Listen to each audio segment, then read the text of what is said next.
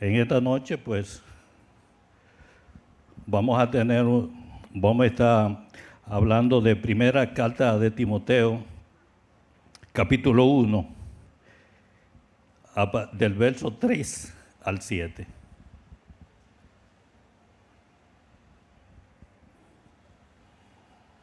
Verso 3, primera carta de Timoteo, capítulo 1, del verso 3 al 7.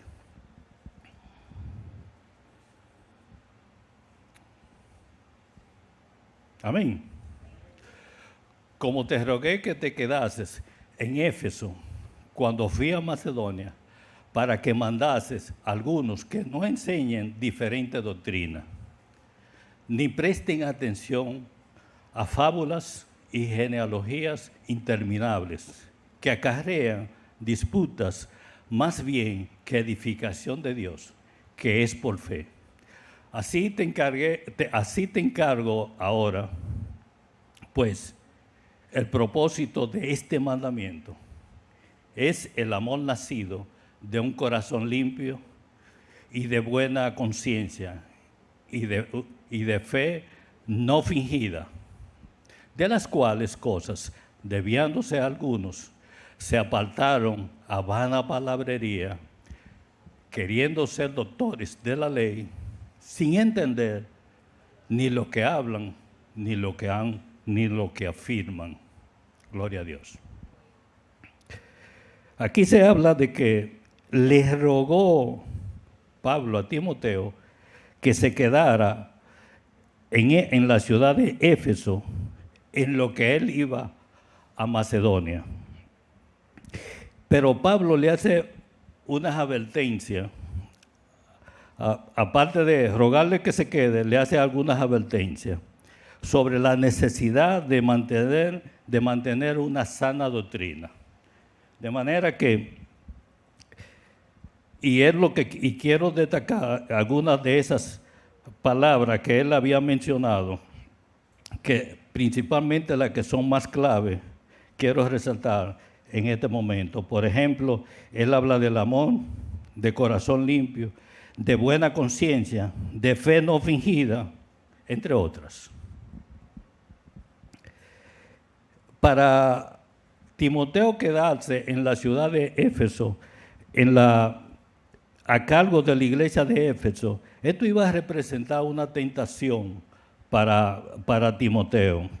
Una tentación porque en esta ciudad, una tentación básicamente para su carácter, ¿verdad? Una tentación para él y una prueba para su carácter. Porque realmente la ciudad de Éfeso era una ciudad próspera, una ciudad que tenía un centro comercial y donde se arrimaba con un puerto marítimo, donde llegaban todas embarcaciones, muchísimas embarcaciones de toda parte del mundo conocidas hasta ese momento. Y donde hay diferentes culturas, hay también diferentes pensamientos y creencias. En Éfeso era que una ciudad que estaba en Asia Menor, era de la poca, en ese entonces, de las pocas ciudades donde se alumbraba las calles en horas de la noche con lámparas en aceite, para que veamos la prosperidad que tenía ese lugar. Era allí también, y para que nos hagamos una idea por qué Pablo también hace algunas observaciones a Timoteo. Una de ellas era eso, la diferente cultura, los diferentes pensamientos que llegaban allí. En Éfeso también estaba el famoso templo de Artemisas, donde se adoraba a Diana de Éfeso, una patrona como nosotros conocemos. Las patronas, tanto esa en Éfeso como en cualquier país donde ellas existen y donde se le adoran y donde tienen su templo, se le da la categoría de diosa. O sea que no era una excepción, ni es una excepción hoy en día. Allí había un grupo también muy conocido, tanto en Éfeso como en Pérgamo, llamados los nicolaístas. Aparte de que habían también allí falsos maestros que creían ser maestros de la ley y que venían con astucia a donde la persona hablaba vana palabrería. Es decir, palabras sin sentido, vacía, charlatanería sin sentido. Gustaban oírse hablar a sí mismo, pero no tenían nada sustancioso que decir. Pero ellos alardeaban de eso. Que ellos mismos no entendían lo que decían, ni lo que querían decir. Tampoco tenía sustancia, como le acabo de decir. Eran personas también legalistas, que mezclaban la ley con la gracia. La ley de Dios con la gracia de Dios. De manera que en la iglesia de Éfeso había sembrado falsas doctrinas, que era de lo que Pablo le había advertido a Timoteo. La misión de Timoteo era impedir que se expandieran, según las observaciones de Pablo y sus instrucciones, que se extendiera esa falsa doctrina. Él estaba confiado en la fe de Timoteo y los valores que él tenía, porque lo había recibido de donde uno realmente adquiere los fundamentos necesarios, que es en la niñez, en el hogar, y después él lo había visto también durante el ministerio, porque Timoteo se convirtió con Pablo en el ministerio de Pablo. O sea, él había visto su conversión también y estaba muy seguro de ello, de que era un hombre de Dios. De todos modos, por eso no temía dejarlo ahí. Recordaba y le escribía posteriormente cuando se fue. Dice, recuerdo tus lágrimas. Eso quiere decir de un ministerio que el ministerio es sufrido, realmente, el sufrimiento que uno tiene durante el ministerio. También le escribía, le decía además que él recordaba, él oraba por él, por Timoteo, oraba de día y de noche en sus oraciones, lo tenía presente. Y esto nos habla a nosotros también de una paternidad espiritual, realmente. Ahora, el nuevo mandamiento. A la vez que le encargó que enseñara sana doctrina, le estaba dando un nuevo mandamiento para que la gente pudiera entender. Señores, cuando en una iglesia hay falsa doctrina, la iglesia no crece espiritualmente. La falsa doctrina, porque no le llega al pueblo la palabra de Dios verdaderamente. Y no hay un alimento espiritual verdadero. La palabra de Dios es la que nos da crecimiento espiritual, la que nos fortalece. Cuando una iglesia no tiene esa sana doctrina, es una iglesia, como dice la palabra, o son las personas que usted ve que son fluctuantes como niños, ¿verdad? Niños fluctuantes. Y anda y se le pone, hoy tú lo ves en un sitio y mañana tú lo ves en otro, ¿verdad? Porque no tienen fundamento. Amén. Y eso es precisamente lo que hace la falsa doctrina. ¿Por qué este nuevo mandamiento? Era para que la gente entendiera que el propósito del mandamiento de Dios es el amor nacido de un corazón limpio, de buena conciencia y de una fe no fingida. Amén, como lo leímos en la palabra. Es decir, que este nuevo mandamiento de Dios debía conducir, de ninguna manera debía de conducir a enfrentamientos o debates, que eso era lo que quería. O sea, era la forma que quería Pablo que se expresara y que debía de impedir esas dos cosas, enfrentamiento y debate. ¿Por qué? Porque si él iba a enfrentar a falso maestro, iba a enfrentar todo eso que había en Éfeso, la gente tenía que entender que la base del amor de Dios es un amor que no contradice, que no enfrenta y que la gente pudiera llevarle ese evangelio de la mejor manera, un evangelio en amor, sin discusiones estériles. Eso era algo, por eso él se lo dio como herramienta a Timoteo, de que no tuviera que ver con enfrentamientos ni discusiones, que era lo que él le estaba haciendo, que él le estaba observando desde que lo dejó. Este mandamiento debe de conducirnos a nosotros, al amor de Dios y al amor hacia los seres humanos, o sea, a nuestro prójimo, en otras palabras. Es lo que debe de hacer este amor. El amor de Dios, el amor que viene de un corazón limpio, es un amor como el amor de Dios, que no es jactancioso, no busca lo suyo, o sea, no hay nada por detrás de interés que no sea el bienestar de la otra persona. No busca lo suyo, o sea que es benigno, todo lo sufre.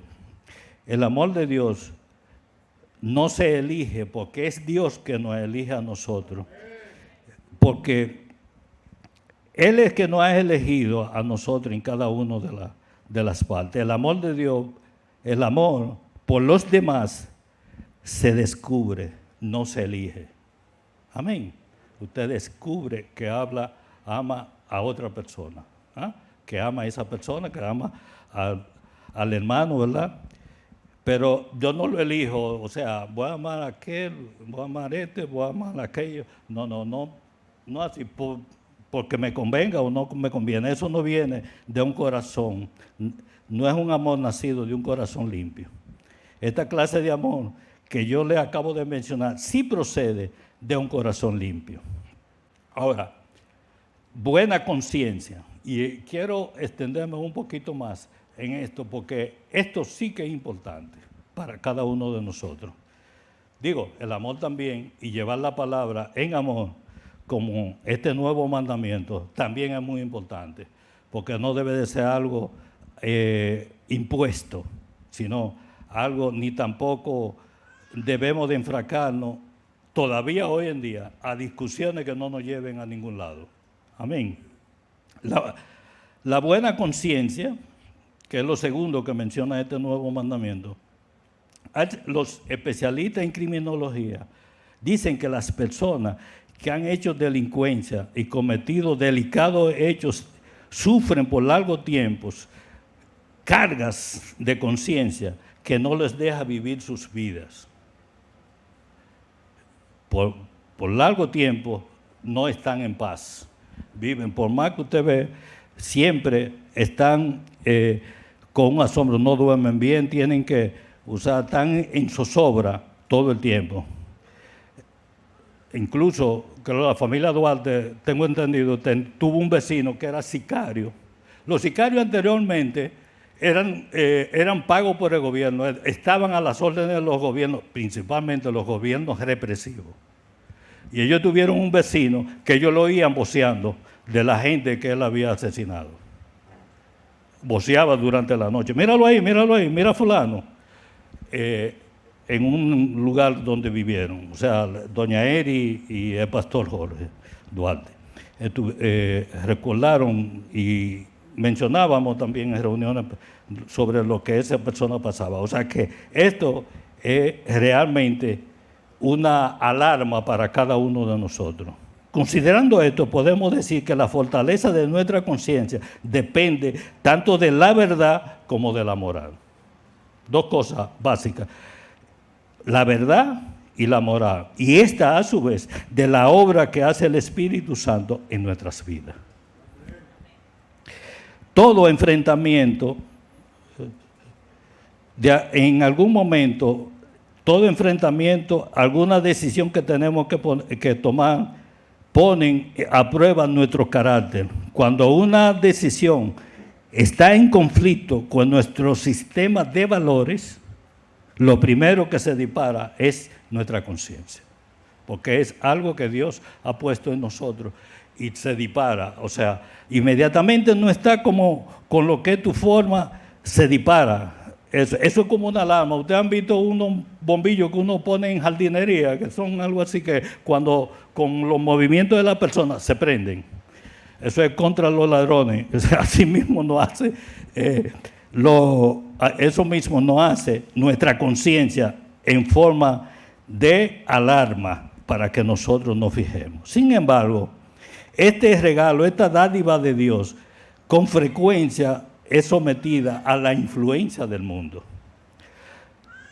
Por tanto, debemos de reorientar, cuando eso sucede, debemos de reorientar lo que es nuestro hombre interior. Amén. Para que esto realmente no suceda. Muchas veces, por ejemplo, y hablando de Éfeso, lo que iba a pasar a Timoteo, la pastora Yamel decía en un mensaje, quizás no fue en el último, pero en uno de los últimos mensajes, que a veces nosotros los cristianos tomamos una posición socialmente más agradable o socializar con el mundo. Esto también trae, entre comillas, trae ese tipo de posición que nosotros a veces decidimos coquetear con el mundo y tomamos una actitud socialmente más aceptable, que era lo que ella decía. Sin embargo, tenemos que, para realizar estas cosas, necesitamos tomar en cuenta y considerar dos aspectos muy importantes sobre el tema. La verdad, como tal, es la coincidencia entre una afirmación y los hechos o realidad a la que dicha afirmación se refiere. Debe coincidir con lo que digo, lo que hago, sin que en el intermedio esté la duda. Es también la verdad, es la conformidad entre una persona, es la conformidad entre una persona que una persona manifiesta y lo que ha experimentado, piensa o siente. Puesto que Jesús declaró que Él era la verdad, entonces debemos mantener una relación estrecha con Él mediante la oración y la obediencia, la lectura de su palabra y toda cosa que nos lleve a fortalecer nuestra fe y nuestra conciencia. Todo lo que nos lleve a sentir lo mismo que Él siente y actuar como Él actúa, ese debe de ser realmente nuestro norte. La segunda parte es la moral. La moral es la disciplina filosófica que estudia el comportamiento humano en cuanto al bien o el mal.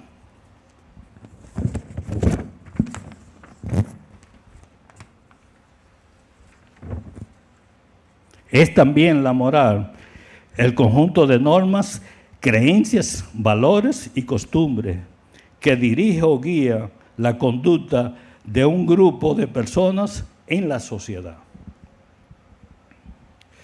Podemos decir que tanto la conciencia como la moral son algo que va junto, algo que en sí todo el tiempo andan pareja o se complementan unas de otras. Entonces decimos que la conciencia moral es la voz interior que nos obliga a actuar de una forma y también nos dice si son correctas o no nuestras acciones. Es la capacidad de juzgar no solo nuestras acciones, sino también las de los demás, como buenas o como malas. De manera que nosotros estamos en capacidad de revisarnos, juzgar, o sea, hacer una revisión de cómo estamos actuando, cuáles son nuestras acciones, y entonces clasificarlas. Pero no solamente las nuestras, sino también las de los demás. Si usted ama a una a tu prójimo y tú ves que no tiene una conducta, no tiene acciones que son buenas, usted debe de corregirlo. Usted debe de, en amor también, ¿verdad? Sin olvidar este mandamiento que estamos hablando en esta noche. O sea, en amor debemos de corregir y tratar de que él cambie. Sí, realmente es como la pele de los niños, ¿verdad? Si queremos los niños, tenemos que corregirlo. El niño que queremos, lo corregimos. Así mismo, el amigo que se ama, el prójimo que se ama, usted también le hace observaciones en amor. No ofenderlo, pero en amor le hace las observaciones correspondientes. Pero cuando uno ama también con un amor de un corazón nacido de un corazón limpio, ese amor que fluye de ahí, los defectos tienden, todas las cosas, los defectos de los demás, de esa persona amada, uno la pasa por alto. Uno siempre ve que las virtudes son mucho mayores que las no virtudes, o sea, que las cosas malas que puede tener. Regularmente es así. Cuando tú tienes un corazón o un amor que viene de un corazón limpio, o sea, que no tiene ninguna traba. Pablo le clasificó a Timoteo, que es la tercera parte de este mandamiento, la tercera cosa, una fe no fingida. Pablo entonces hace una división, porque él dice una fe no fingida, entonces él está haciendo una clasificación de la fe en este pasaje. Y él le expresa que Timoteo tenía una fe no fingida porque había recibido los fundamentos cristianos infundados por su madre y su abuela primeramente. Amén. Y había visto también Pablo en Timoteo una real conversión en su caminar en el ministerio de Pablo. Pero también había visto Pablo su devoción a Dios que tenía Timoteo. Una devoción a Dios intachable. También podría ser que Pablo se refiriera que hace esta división porque él parece que en el caminar de su ministerio podría ser que él viera alguna fe que eran diferentes. Muchas veces la fe que no pudo ver, fe que no venía del corazón, sino de las circunstancias, de las emociones que tenía, de lo que yo estaba pasando. Podría también referirse y basarse en eso, Pablo, porque todo depende de nuestras circunstancias, de lo que nos está pasando. Entonces podemos ver que Dios está actuando a nuestro favor o no está actuando, dependiendo cuál sea el cristal con que estamos midiendo o las circunstancias que estamos viviendo. Recuerden, Dios no cambia, nuestra fe sí, pero Dios no. La fe no es por vista, la fe es una espera en confianza, realmente. Y ahora lo dejo, la cuarta cosa que quiero hablarle es sobre algunos consejos que están en la segunda carta de Timoteo, capítulo 2, los versos 15 al 16 y el 22. Y estos consejos realmente es porque es lo que puede hacer el Espíritu Santo en nuestras vidas si nosotros, o sea, esto que Él le dice y que está en la palabra, es lo que nosotros debemos de pedir que el Espíritu Santo haga en nosotros. Por eso se lo quiero dejar de consejo, así como también Pablo aconsejó a Timoteo. Comenzando en el 15. Procura con diligencia presentarte a Dios aprobado, como obrero que no tiene de qué avergonzarse, que usa bien la palabra de verdad. Verso 16. Mas evita profanas y vanas palabrerías, porque conducirán más y más a la impiedad. 22.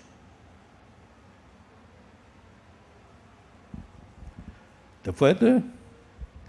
El 22, me voy por aquí. Entonces, dice, huye también de las pasiones juveniles. Las pasiones juveniles tienen dos cosas, una buena y otra mala. Si usted está en el espíritu, va a hacer actuaciones buenas, pero si está en la carne, va a tener actuaciones malas, o sea, deseos que son siempre, los deseos que te llegan son de maldad, de las cosas malas, de cosas no adecuadas regularmente. Entonces, él dice, huye de las pasiones juveniles y sigue la justicia. Decía Manuel Duarte que ser bueno es fácil, muy fácil, pero justo no era muy fácil. Hacer justo no era fácil.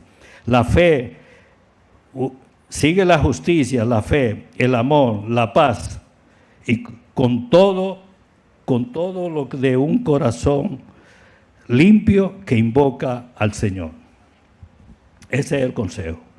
Pero le tengo otros consejos que nosotros debemos tomar en cuenta, y debe de ser nuestro deseo que el Espíritu Santo lo forme en cada uno de nosotros. Los maestros cristianos deben de ser rectos en carácter y conducta.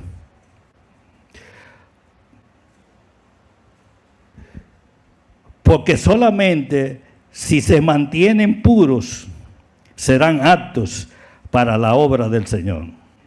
Otro consejo que le daba Pablo a Timoteo y que lo queremos hacer nuestro en esta noche. Ejercita fielmente los dones carismáticos que has recibido.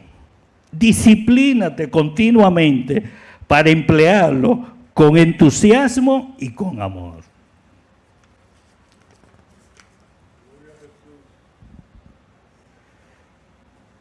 Sé fuerte en la gracia. Toma de Dios el poder y la energía para que se cumplan sus propósitos a través de ti. Evita estrictamente cualquier indulgencia carnal y no sucumba en los deseos de la carne. Por eso es de las pasiones. Los deseos esos son de las pasiones juveniles. Dedícate a una vida llena del Espíritu, que lleve frutos del Espíritu. Y lo dejo con este pensamiento, o con esta palabra que está en Proverbios 19:21. Muchos pensamientos hay en el corazón del hombre, mas el consejo de Jehová permanecerá.